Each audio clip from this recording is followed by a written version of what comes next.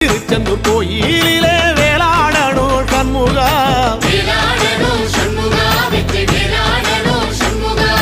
பிள்ளை ஆண்டான் பிள்ளை என வரம் கொடுக்கணும் சண்முகா,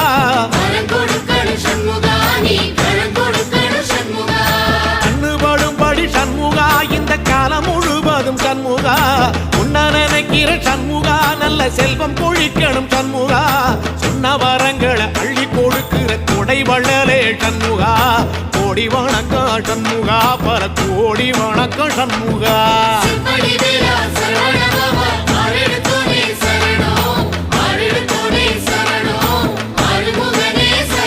ஐயா மருதமர சத்தியமாகும் அறுபடைய சண்முகா,